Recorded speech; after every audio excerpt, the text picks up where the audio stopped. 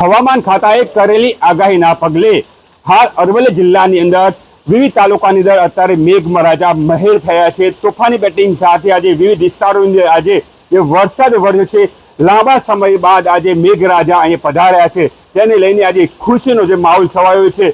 હાલ જે મોડાસાના જે દ્રશ્યો બતાવો તો મોડાસાની અંદર પણ અત્યારે હાલ જે તોફાની બેટિંગ હાથ ધરી છે અને મેઘરાજા છે આજે ગાજવીજ સાથે અહીં વરસી રહ્યા છે।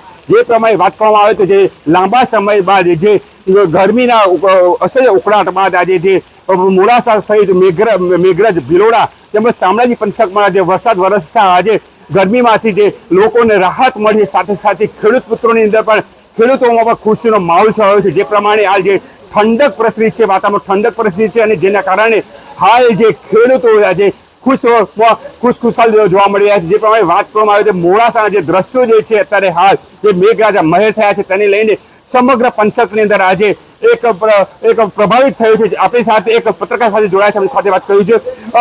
જે પ્રમાણે લાંબા સમય બાદ જે વરસાદ વરસ્યો, શું કહેશો?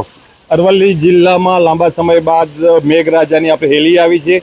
સમગ્ર અરવલ્લી જિલ્લામાં આજે મેઘરાજાએ જે પહેલા ધીમી ધારે અને પછી જે વરસાદ ચાલુ થયો તેનાથી ખેડૂત પુત્રોમાં પણ નવી આપણે આશા જન્મી છે અને બહુ જ લાંબા સમય બાદ વરસાદનું આગમન થયું પણ ખૂબ સરસ મેઘરાજા અત્યારે વરસી રહ્યા છે। જે પ્રમાણે ખેડૂતોમાં જે ખુશીનો માહોલ છે, ખેડૂતો કેટલા અંશે આ વરસાદ યોગ્ય લાગશે?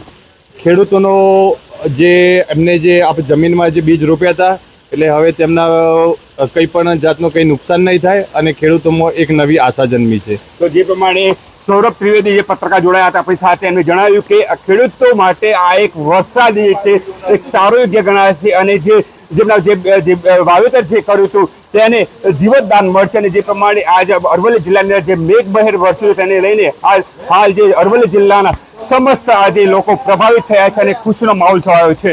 વૈભવ રાઠોડ, અરવલ્લી ન્યૂઝ, મોડાસા।